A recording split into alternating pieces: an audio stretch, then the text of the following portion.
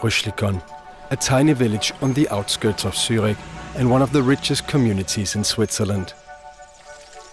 Real estate prices are booming, unemployment virtually non-existent, and social problems are few and rare. Or as the mayor puts it, Rüschlikon is a wealthy community, but they say, of course, you can be rich, but please don't show it. One of the 5,300 villagers of Rüschlikon is Ivan Glasenberg, CEO of the commodity giant Glencore. Last year, his company went public, earning him more than $8.8 billion overnight. The next thing was surprising because we got a phone call from the tax office of the canton. They said, please be prepared to have a bank account that can accept 360 million of Swiss francs. The tax revenues from Ivan Glasenberg alone produced a surplus of more than 50 million Swiss francs. So the mayor decided to lower the taxes. We proposed to reduce it by 7%. But then trouble began. Meet Peter Kaddish and his wife Anna-Maria. Ja, die Gemeinde wollte die Steuern 7% senken und wir haben dann einen Vorschlag gemacht, nur 5% zu senken. Also es ist eigentlich eine kleine Nuance. Es sind doch allerdings dann, diese 2% sind doch 1 Million Schweizer Franken. The million Swiss francs was supposed to be used to help poor communities in Africa impacted by Glencore operations. Man wünschte, dass dieses Geld zurückgegeben wird, dass dieses Geld in die Entwicklungshilfe fließt, dieses Geld eigentlich dahin fließt, wo es erwirtschaftet wurde von den einzelnen Arbeitern im Rohstoffhandel. In keeping with the Swiss system of direct democracy, the villagers gathered for a town hall meeting. That was a flux of people coming to our meeting room, and we said, oh, okay, maybe our 280 seats that are available will not be enough. Many objected to Peter Kaddish's proposal. Some thought it was unfair to Ivan Glasenberg. Ich finde das eine bodenlose Frechheit. Wir tun da jemanden verurteilen in dieser Gemeinde. Vor 2 Jahren hat man ihn aufgenommen. Man hat den Geldsäger gerne angenommen. Und jetzt tut man ihn so an den Pranger stellen. When the time came to vote, Danke, gegen mir.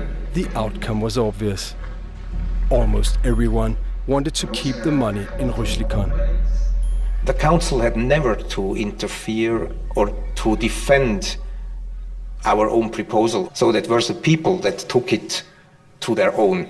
Eigentlich das Extremste war meiner Ansicht nach, dass die Leute, die hier leben, dass man zu wenig weiß, was auf dieser Welt passiert und dass man aber trotzdem sehr stark betroffen ist. Man ist ebenso betroffen wie auf der anderen Seite die Leute, die darunter leiden. Also wir leiden nicht, weil wir viel Geld bekommen, aber wir sind auch betroffen.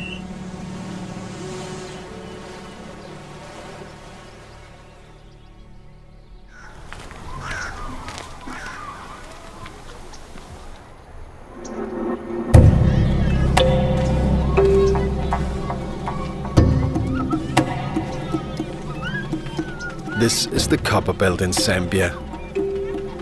Beneath the ground are the largest copper reserves in Africa, an essential commodity in the global economy. Glencore, under Glencore, yes. Today, virtually all Zambian copper mines are owned by multinational corporations. In 10 years, they've extracted copper worth more than $29 billion. As a country, as a nation, God has blessed us with such an abundant natural resource. Now, the paradox is that Zambia is ranked among the bottom 20 in terms of poverty, 20 poorest countries. We are wealthy, yet we are poor. The problem is no longer so much one of absolute poverty. It's become one of inequality, and Zambia is really a case in point for this. A lot of people think that we in the West have been extremely generous in the amount of foreign aid that we provide to the developing countries and particularly to Africa. Globally, our estimate is that the amount of money flowing out of developing countries is 10 times the amount of foreign aid flowing into developing countries.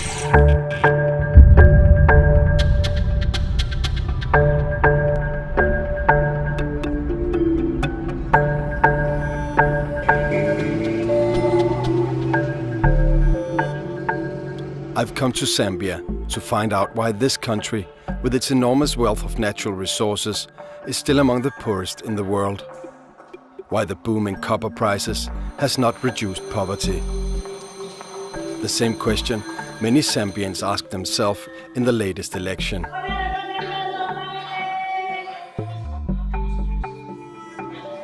His Honor the Vice President.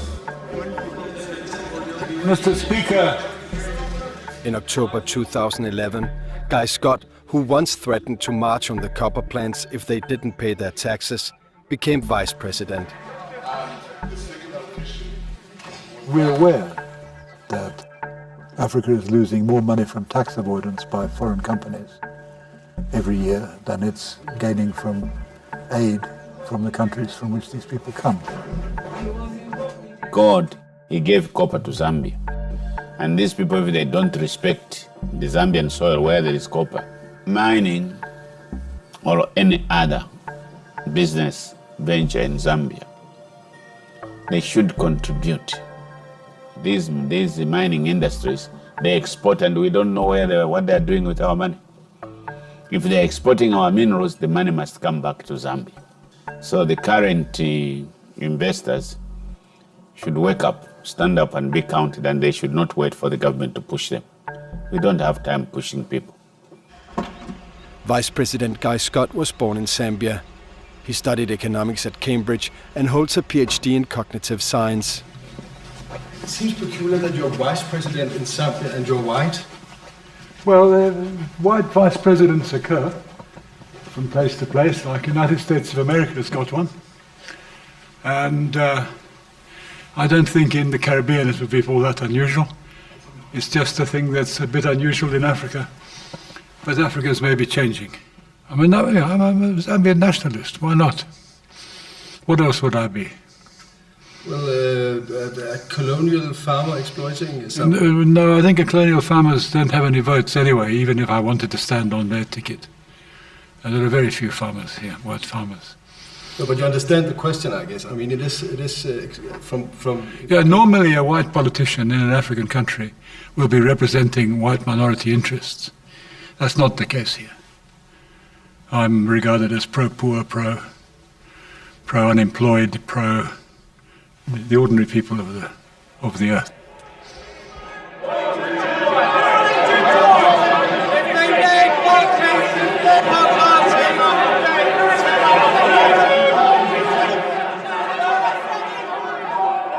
This is the London Metal Exchange, where the world market price on copper is determined. Between 2001 and 2008, the price on copper nearly quadrupled. Yet, despite the boom, the foreign investors paid virtually nothing in profit tax in Zambia. One reason could be transfer pricing. Transfer pricing is an enormously damaging phenomenon right the way across Africa. The name of the game is to shift your profits out of the high-tax countries, the onshore countries, such as in Africa, where the profits are actually being made, and shift them artificially into low-tax countries, into tax havens, where they won't be taxed or won't be taxed properly.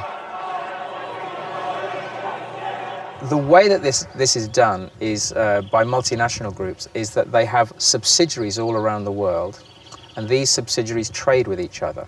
And they can artificially manipulate the prices of these trades for bookkeeping purposes, for accounting purposes. The tax haven subsidiary will buy something cheaply and sell it on much more expensively, and between that gap there's a huge profit, but they won't be taxed in the tax haven.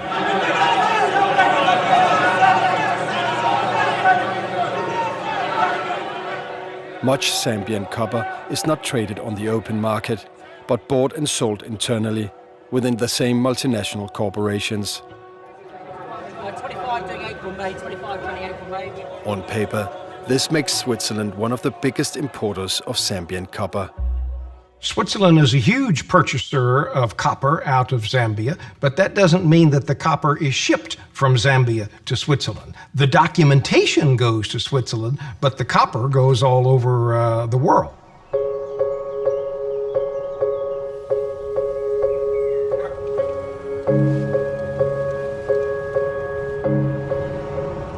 Only a 30-minute drive from Rüschlikon is the headquarters of Glencore, owner of one of the biggest mining operations in Zambia. This is where Ivan Glasenberg works. Glasenberg is the CEO of Glencore and owns 15% of its shares. And on my right, Mr. Ivan Glasenberg, our esteemed CEO. It has been a very exciting period for the group. Glencore is the world's largest integrated commodities trader, with a yearly turnover on more than 180 billion US dollars, more than 8 times the gross national product of Zambia. Glencore controls Mopani copper mines in Zambia through a 73% stake. All copper produced by Mopani is sold internally to Glencore in Switzerland. Despite its size, Glencore is virtually unknown to the public. In 2011, attorneys for Glencore warned news organisations in the UK that Glencore executives are extremely private individuals, and any reports about their homes or private lives could pose a security risk. Your company is a major investor in the developing world. We believe developing countries need more investment, not less. Investment provides jobs, education, access to healthcare, and improved infrastructure. We spend hundreds of millions of dollars on goods and services, as well as running schools and hospitals at many of our operations. Without foreign investment, none of this would be possible.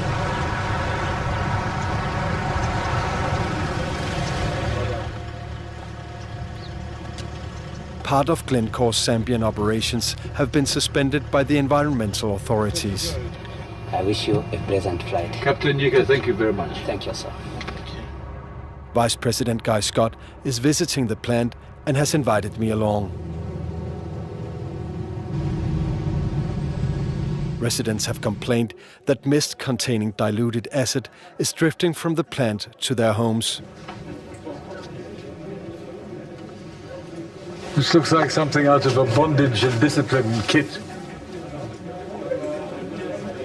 If we carry on touring the mines like this, we'll get everything that we need for it. No, just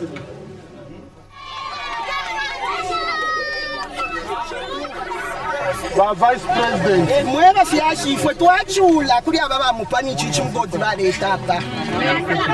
Obviously, the standards are pretty loose. On the excuse, of course, always that if you make us spend a lot of money on anti-pollution measures, then we won't have any to spend on making more money out of copper. At the plant, I meet with the chairman of Mopani Copper Mines. When I ask him about the suspension, he seems perplexed. Well, I don't know. We are good corporate citizens. We are open in our business. We are very frank when we deal with all outsiders, with all authorities that visit us. We open our books. We don't understand. In this particular case, the action by Zema was completely surprising. So we would like to find out why they took that action. We have challenged them on that issue, and we're expecting a response from them. After further safety measures were installed, the operation was allowed to reopen. This is not the first time the plant has come to the attention of the Zambian authorities. In 2005, acid spills from the plant contaminated drinking water in a nearby township. In 2008, a similar accident occurred, sending hundreds of residents to hospital.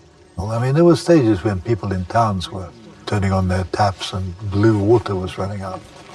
that had been created by pumping sulfuric acid into the subsoil. And this was leaking into the town water supply, and everyone was turning green, blue. We received about 400 patients with complications of vomiting, abdominal pains. We managed them. Yeah, but it was clear that it was due to the water contamination that came from there. Supported by a $50 million loan from the EU's European Investment Bank, Glencore has doubled the production capacity at Mopani. The production of copper also emits high volumes of sulfuric dioxide and dust. Sulfur emissions can cause respiratory diseases and create acid rain that destroys vegetation.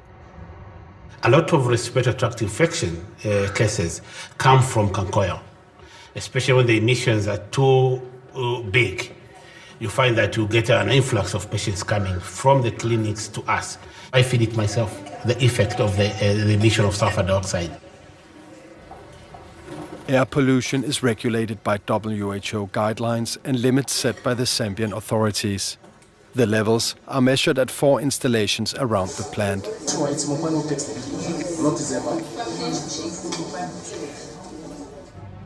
The numbers are collected by Mopani officials and not made public.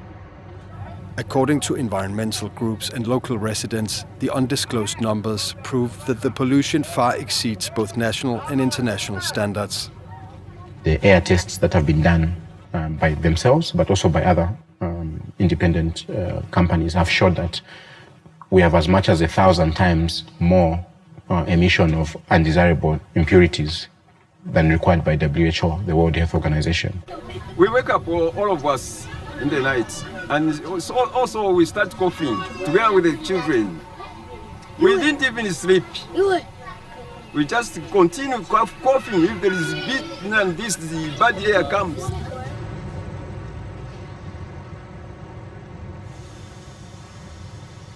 I asked the chairman of Mopani if it's true the air pollution from the copper plant far exceeds WHO standards.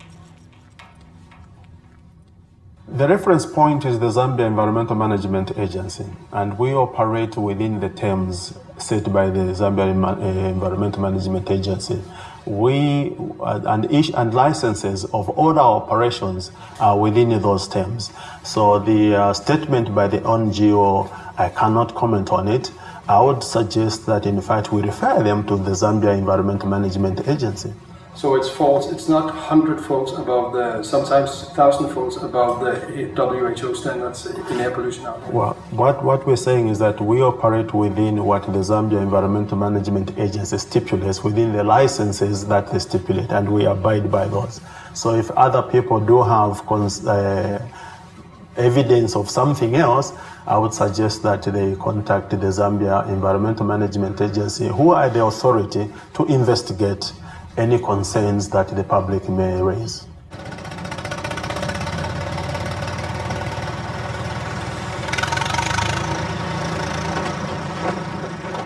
I tried to obtain the figures from the measuring stations directly from Mopani and the Zambian authorities, but with no result.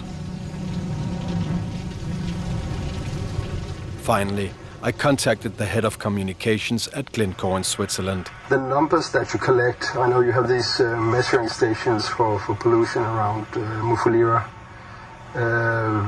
Is it possible to get those numbers from you guys? They're not public numbers. Why not? This is something, because they aren't. This is something that is between us and the environmental regulator in Zambia. I'm just asking about what are the emissions. You must have the most precise information. I've answered that question several times. No, you haven't answered it. You said, okay, but then I'm a bit slow. What's the reply? The reply is that we're capturing half. The data that you were asking about is not public data. That is the reply.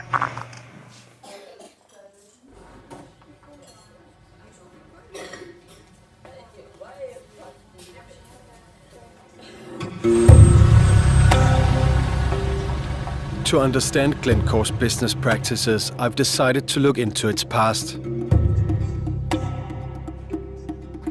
Glencore was founded in 1974 by American businessman Mark Rich and initially called Mark Rich & Co. AG.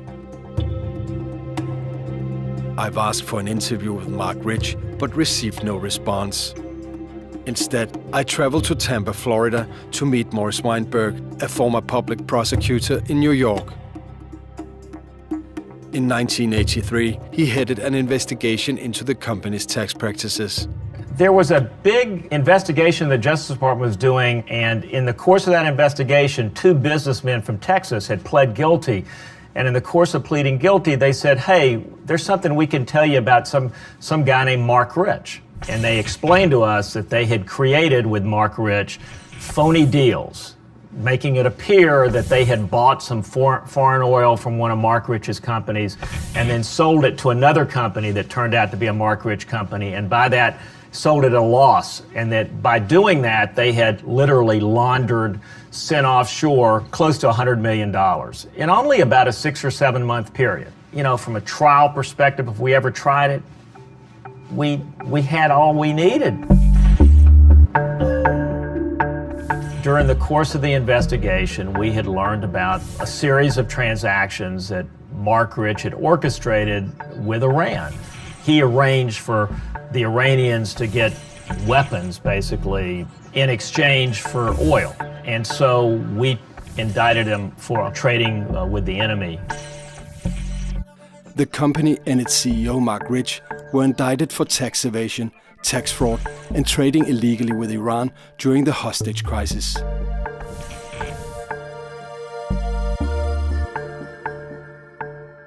According to Morris Weinberg, Rich and his attorney offered a one-time payment to settle the charges. Well, he came in the office. He's a big guy. He's a really big guy, Edward Bennett Williams. And everybody, all of my friends were all excited because here's the most famous lawyer in the country is coming in to meet me. And he comes in, he sits down, he puts his feet up on my desk, and we talked about baseball. And then eventually, you know, he said, well, can't, you know, something to the effect of, you know, can't we just get this resolved? You know, we'll just pay some money and, you know, it'll go away. I mean, you know, and then he said something, you know, I know you got a pretty good case here. You know, I know you got a pretty good case, and I just want to, you know, make it go away. And I said, he's going to have to plead guilty. He's going to have to plead guilty. And he says, well, what do you mean? I said, it means he has to plead guilty, and he's going to go to jail. And I think I probably spelled it out like Jail, jail.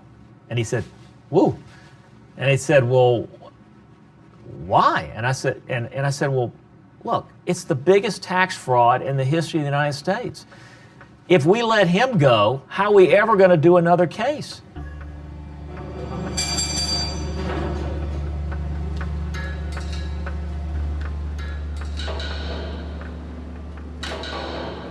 The Zambian copper mines were privatized and sold to foreign investors in 2000. It is fair to say that of all the frauds that occurred in Zambia during President Chiluba's time, the privatization of ZCCM was one of the most significant. The privatization process has never been officially investigated for corruption, but the president at the time, Frederick Chiluba, was sued by the Zambian state for misappropriation of funds in the London High Court in 2007. Michael Sullivan represented Zambia in the case against Chiluba. President Chiluba was found liable in damages to the Republic of Zambia in the sum of $46 million for conspiracy to defraud the Republic and for breach of fiduciary duty. Very living example concerns the purchase of extravagant shoes and suits from, in particular, one named Boutique Basile in Geneva. There was spent over $1.1 million, and the clothes which were purchased were found during the investigation into state corruption. I've seen them myself. There were 11 trunks. I mean, I have the list of what was found in the trunks, and you have 206 designer suits, 185 shirts, 36 jackets, 157 trousers, and 64 pairs of shoes, and 74 ties. Now, all these ties were designer ties, mainly coming from Switzerland and Italy. So there you have a graphic example of the nature and extent of the corruption. ZCCM was sold for a total of $627 million. Last year alone, the mines produced copper worth more than $6 billion. President Chiluba died in 2011. Francis Kaunda, who headed the negotiations, still lives in Zambia. In 2008, he was sentenced to 2 years in prison for corruption relating to the privatization of ZCCM. For half a year, I tried to get an interview. So you would want a payment for the interview? Yes, I would charge for it.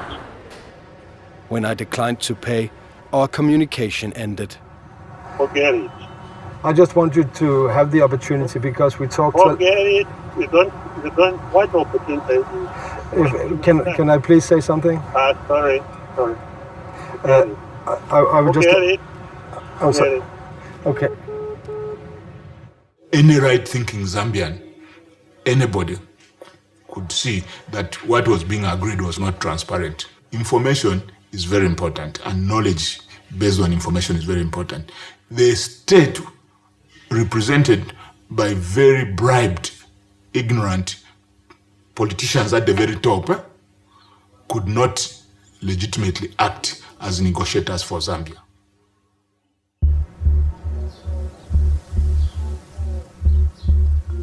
From the outset, the investors had the upper hand in the sales negotiations. Copper prices had hit rock bottom and the state was running out of money. Its debt to the World Bank and the IMF was so large they could not get new loans. Zambia had its back against the wall and was forced to sell. The executive board were more and more nervous about that. So the board let me with no initiative but to get the money back and not to extend more credit to that country if we are not repaid or if we don't invent a scheme to be repaid. The mines was the last great resource that the state held, and the bank and fund were very keen for the mines to be privatized. And so they made it a condition of a series of loans to Zambia and a series of debt relief initiatives that the mines be privatized. Hello once again and welcome to privatization. Government appears to be committed. We will ensure as government that not only do we keep the promises, but we work as responsibly as possible to ensure that we succeed. So the IMF acted as effectively a gatekeeper to all donors, both the bank, the fund, and all bilateral donors. We were basically under the instructions of the World Bank and the International Monetary Fund. The IMF itself has never imposed a privatization, possibly in some very limited cases, but not in the case of Zambia. But what occurred frequently is that governments have said to their public opinion, we are privatizing because the World Bank and the IMF tell us that if we don't do that, they will not finance us. But it is not correct, or it is only partially correct. But it's part of the rhetoric. It's part of for the governments of, let's say, saving their face. Effectively, Zambia made a decision that the country was in such a desperate situation with its very high debt that it should do anything it could to please the foreigners. Anything you need to do to keep the donors engaged and to an extent to attract investors should be done. These were very, very painful moments because we were not given the opportunity to get the correct value of our assets. If you want to have foreign investors, well, you should treat them properly and not to be, let's say, more demanding on them than the neighboring countries. If not, they will go to the neighboring countries. Here, a degree of wisdom is needed in the management of the countries.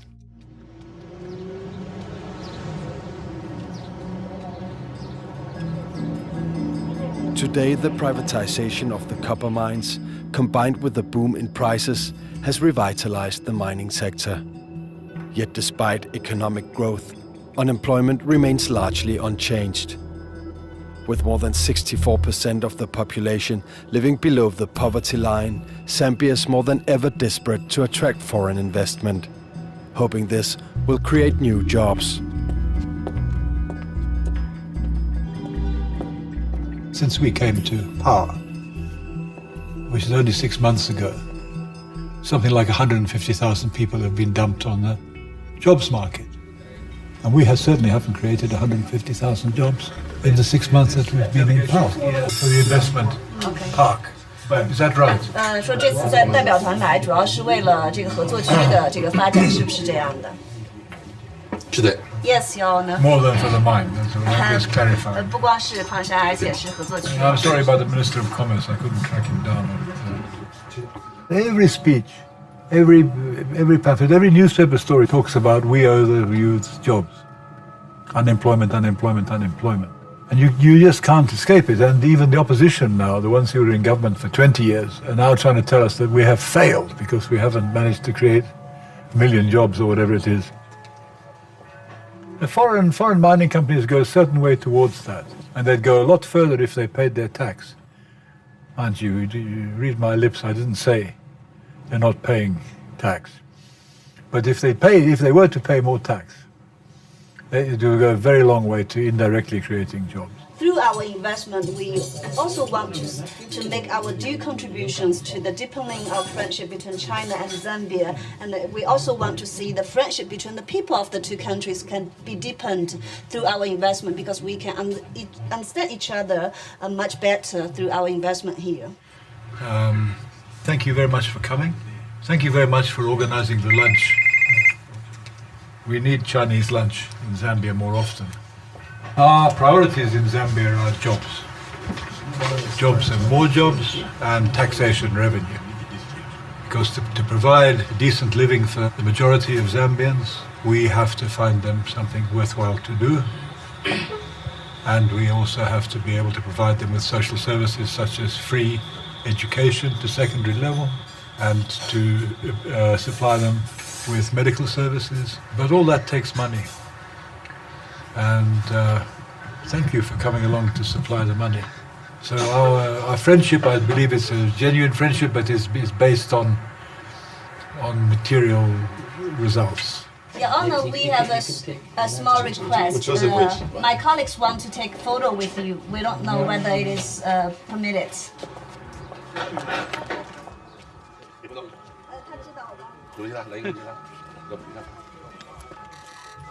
The first key to development in a country like Zambia, where you've got a serious unemployment problem and it's growing. I mean, I have to give my phone to my secretary every morning and keep it turned off at night, because there's so many people wanting jobs, and they think, I know, I've somehow got hold of the vice president's phone number and he owes me a job because I once organized a rally for him in some part of the country, or maybe he knows my brother, or you know, there's endless people needing jobs. Any old job will do. They're so desperate. You can tell it, you can smell it, you can feel it. If you keep your phone turned on, you hear it, you see it on the SMSs.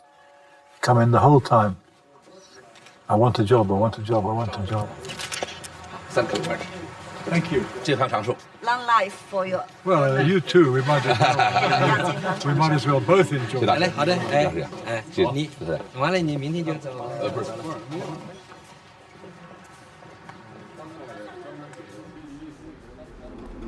The lack of tax revenue from the mines has left some donor countries concerned that Zambia is not benefiting enough from its copper. At the Norwegian embassy, economists have scrutinized the numbers. Nous avions les chiffres de 2006. Alors, la valeur de l'exportation était de 3 milliards de dollars et les revenus de la Zambie étaient de 50 millions de dollars. Et encore faut-il tenir compte du fait qu'il y a des contrats de fourniture d'électricité qui coûtent au gouvernement zambien 150 millions de dollars. Donc, ils étaient en perte. A World Bank report from 2011 states that Zambia is losing money on the production of electricity, and that the rates paid only capture 40% of historic costs. According to the mining companies, there's a simple explanation to why they've hardly paid any profit tax. What am I saying? What I'm saying is that a number of companies had carryover tax losses. That's one. Then two, because the productive infrastructure had deteriorated, dilapidated so badly, it required huge investment to bring the production up. The production now is over 700, but over $5 billion has been invested in plant rehabilitations, plant expansions, and new facilities. According to the Norwegian findings, Zambia was hardly benefiting from the extraction of copper. In 2007, the tax revenue from the mining sector amounted to only 0.2% of the gross national product, while at the same time, copper made up nearly 71% of Zambia's exports. En regardant ces contrats, nous nous sommes aperçus des graves anomalies. Je suis allée à Lusaka. Je suis allée devant l'Assemblée nationale pour dire « c'est votre affaire, mais si vous le demandez, si vous et votre gouvernement vous le demandez, nous, communauté internationale, sous leadership norvégien, nous sommes d'accord pour financer les experts. » Zambian President Levi Mwanawasa took the advice and ordered a revision of the sales agreements and the Zambian tax laws. Nous avons lancé un grand concours international pour trouver les meilleurs lobbyistes et les meilleurs experts fiscaux. Ils ont conclu que les contrats étaient léonins, qui n'avaient pas de valeur, et du coup, ils ont créé un nouveau statut fiscal pour permettre aux Zambiens de bénéficier de l'envol du prix du cuivre. In April 2008, the Zambian government cancelled the conditions in the original sales agreements and introduced a new tax regime. The mining companies, it would be an understatement to say that they didn't like it. They went bananas and they threatened with international courts and the like. They introduced the taxation levels which were going to put mining companies out of business. So it was complicated from the two sides. From the mining company's point of view, the effective tax rate was too high. From the other stakeholders, the Zambian people, it was a welcome move because it was going to mop up a lot of money which would have been used for other development. The mining companies, all except one, refused to accept the new legislation and withheld payments. Malheureusement, Mbassa Levi est mort et Banda est venu au pouvoir. Et Banda n'avait pas la même conception de l'éthique ou de l'anticorruption que Levi. Et il n'a pas tenu tête aux multinationales. Et du coup, le régime fiscal n'a pas été appliqué comme il aurait dû l'être. Legislation is not the only challenge. Sophisticated tax planning is today making it possible for multinational companies to reduce their tax payments, moving profits out of the country. The phenomenon is simply rife all the way across Africa and indeed the rest of the developing world. In Africa, you see a particular focus in commodity markets. Africa's natural resources are being extracted frequently without countries and citizens of those countries getting their fair share. In 2008, if Zambia had received for its copper exports the same price that Switzerland declared for its copper exports in the same quite detailed commodity categories, Zambia's GDP would have nearly doubled that year. And this is in a country where something like 80% of people are living on less than $2 a day. The impact of GDP potentially being $25 billion rather than $14 billion could have been enormous on development. We in the Western countries have created the mechanisms by which this money flows. And it flows into our own coffers, and therefore we have as much responsibility as the poorer countries to try to curtail this phenomenon. In many cases, the methods used for paying less tax is almost impossible for developing countries to scrutinize. Transfer pricing is inherently complex, and the OECD model, which is unfortunately perhaps the dominant model to work out what a fair price is for trade between two subsidiaries of the same multinational, that process is very complex.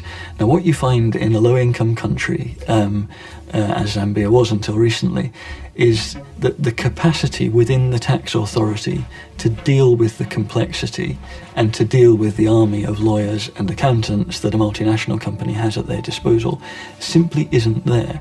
So a multinational company like Glencore is able to resource their ability to defend a particular set of prices in a way that the Zambian tax authority finds extremely difficult to respond to. I've spent my whole career looking at this, and yes, I'm on the OECD Task Force on Tax and Development, but by and large I find that the OECD is not interested at all in debating the broader subject.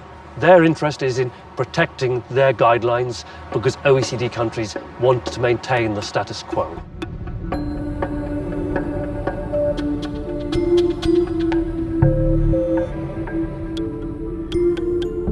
Glencore's history of legal problems are remarkable. In 1983, the company's founder, Marc Rich, fled the United States to avoid jail. The US authorities reacted promptly, putting him on FBI's top 10 most wanted list.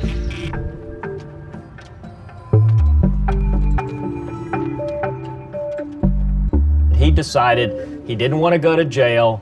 He felt like he was above the law, and therefore he was going to do he had more money than anybody, and he was going to do everything he could to try to beat this. Marc Rich, because of his flight from the United States, became the most wanted white-collar criminal in American history. Switzerland refused to extradite him to the US, but he risked apprehension every time he set foot outside of Switzerland. Rich tried a different tack. He hired then President Bill Clinton's former White House counsel Jack Quinn to secure a pardon for him. His wife Denise Rich was responsible for providing more than $1 million to the Democratic Party. She also donated an undisclosed amount to the Clinton Presidential Library. Among others, Israeli Prime Minister Ehud Barak, as well as the King of Spain, personally telephoned President Clinton, encouraging him to grant Marc Rich a presidential pardon. I'm a Democrat. I grew up in Tennessee. I worked for Al Gore's father. Al Gore himself was an old friend. We'd gone to law school together, and I was devastated by what had happened in Bush Gore. And so one of the worst days of my life, really, was the inauguration of George Bush. And so I don't want to have anything to do with the inauguration. I'm sitting at home and I get a call, telephone call, and it's Michael Isikoff, who's a well-known reporter who I knew somewhat. And he says, "What'd you think about the pardon?" And I said, "What, Milken? Milken got, because the publicity is that Milken was," and he said, no, Marc Rich. And I said, I cursed. I said, "No effing way." And he said, "No, Marc Rich." I said, "Well, what about Pinky Green?" He said, "Who's Pinky Green?" I said, "Well, that's his partner. Did he get pardoned too?" And he goes down the list. You can hear he said, "Yeah, he got pardoned too." I said, "Good Lord." I was in Paris, working in Paris when the pardon was published, and I wasn't surprised. I was a little bit shell-shocked on how blatant it had been carried out. I thought it would have been done with a little bit more panache. How do you pardon a person who thumbed his nose at the American system? You know, if he came back, if he thought he had such a good defense, come back and fight it. You put your defense on him. He never did that. He was a fugitive. And he renounced his American citizenship. If you renounce your American citizenship and you're a fugitive, you don't deserve to be pardoned. Certainly not in a case where you committed the biggest tax fraud in the history of the United States up until that time, and your companies pled guilty to it. Ivan Glasenberg joined the company just as Mark Rich fled to Switzerland. Glasenberg's first post was as a coal trader in Johannesburg. At that time, the company's core business was providing oil to the apartheid regime in South Africa. From his exile in Switzerland, Mark Rich made an estimated $2 billion selling oil to South Africa before and during the UN embargo. In 1991, Ivan Glasenberg had caught Mark Rich's attention and was brought to the headquarters in Switzerland. Over the next couple of years, Ivan Glasenberg became a trusted member of the inner circle, known as the Rich Boys. The pardon of Mark Rich did not include the company.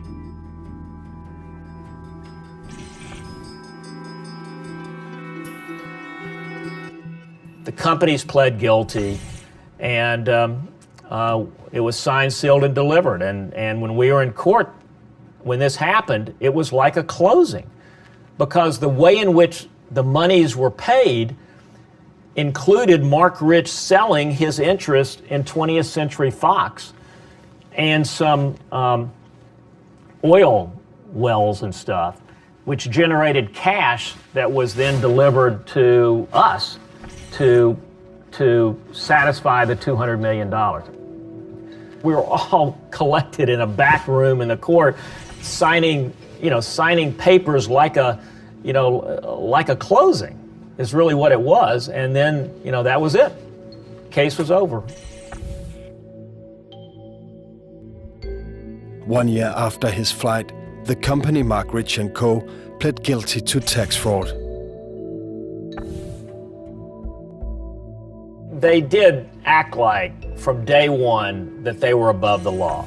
Every time I turned around, his company and people for his company were cheating and were breaking the law, whether it was doing a midnight sale that was bogus, or trying to secrete documents out of the United States, or cheating on taxes, or making up phony deals to launder money out of the United States, or doing deals with the Iranians when they were prohibited. Whatever it was, he was cheating. In 1994, Mark Rich stepped down as CEO and sold his shares to the management. The company was renamed Glencore. In 2004, Ivan Glasenberg took over. Today, Chairman Simon Murray assures that Glencore is involved in no illegal activities. Our position on the issues of bribery and corruption is clear. Offering, paying, authorizing, soliciting or accepting bribes is totally unacceptable to Glencore. At the time Simon Murray made these assurances to the shareholders, Glencore's grain division and 2 of its employees were standing trial in a Belgian court, charged with bribing a European Union official. Please don't feel. Everything is presumed innocent. We don't lie. For 2 years, Glencore had supplied EU official Carol Bruce with cash, travel, and a free phone.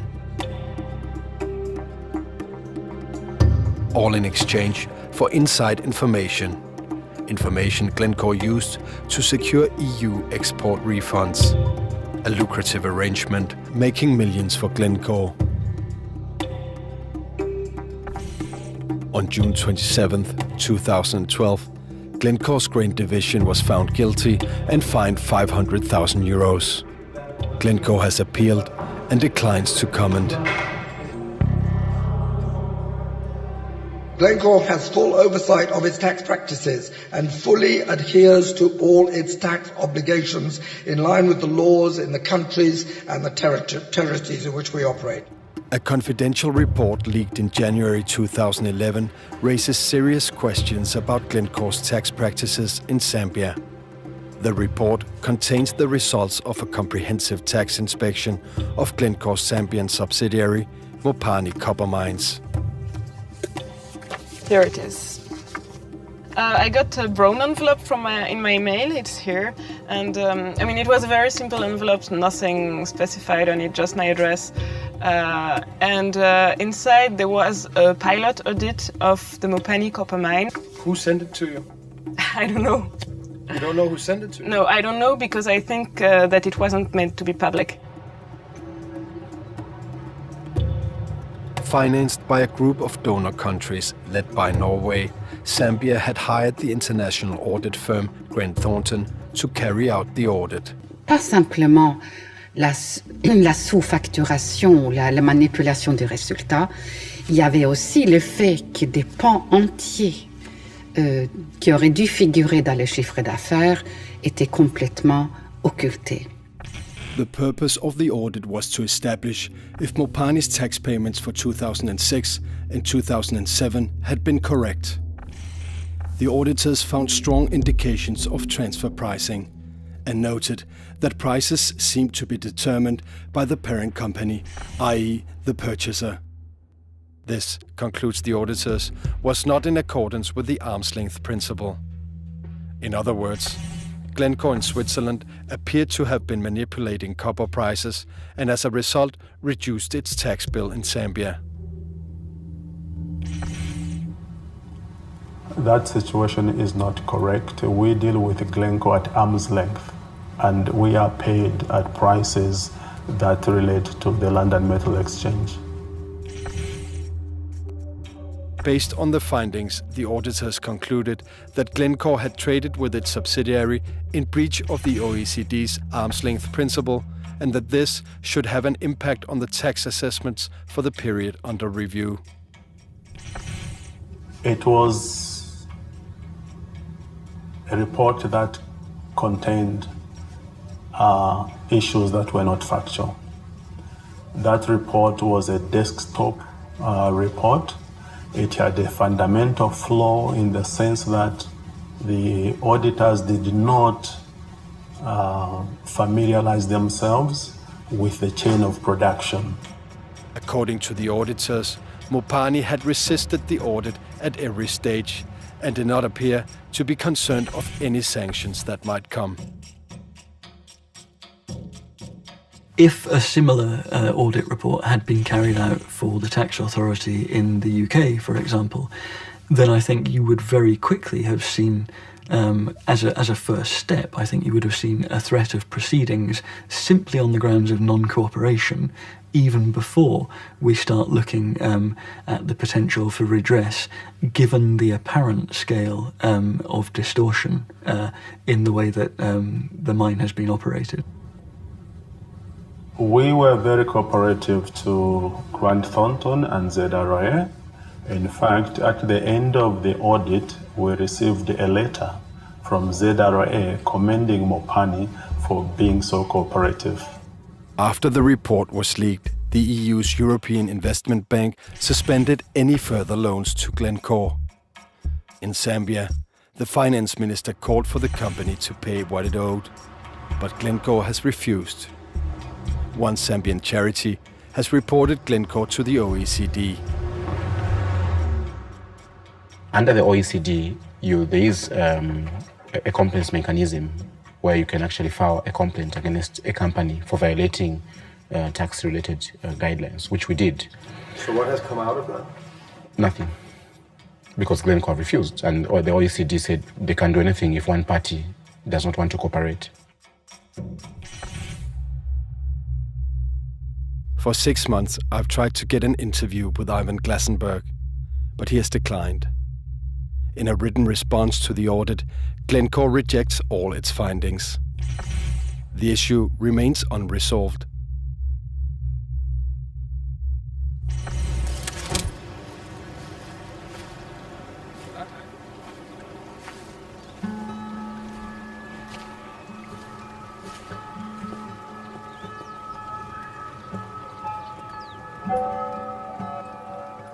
You don't have crack squads of auditors and accountants and computer operators and people who can parachute in and open a safe and fly back again and give us the information about who's hiding what. So you're just trying to do the best you can do, and that's what we're doing, and I hope we get better at it. I can't jump out of the chair, run through the door, grab my AK-47 from my car and rush off and accost the nearest miner. It just takes a bit of time. It may take more time than people are prepared to tolerate.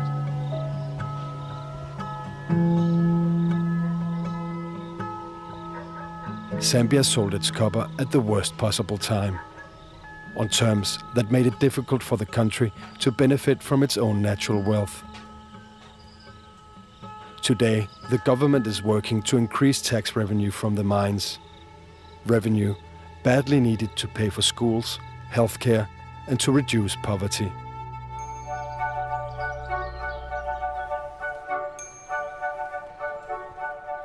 The leak of the audit report did not upset the market. In May 2011, Glencore raised over $10 billion, making it the world's largest IPO that year. Buyers included the Church of England and the Norwegian government through its oil fund. It has been a very exciting period for the group. It saw the successful IPO, offering the largest ever IPO on the premium segment of the London Stock Exchange and the first ever simultaneous London primary and Hong Kong secondary IPO. Ivan Glasenberg made $8.8 billion on the IPO. 400 other Glencore employees made more than $100 million each. In late 2012, former British Prime Minister Tony Blair was brought in to help negotiate an $80 billion merger between Glencore and the mining giant Xstrata. If successful, the merger will almost double the company's size and influence in the world.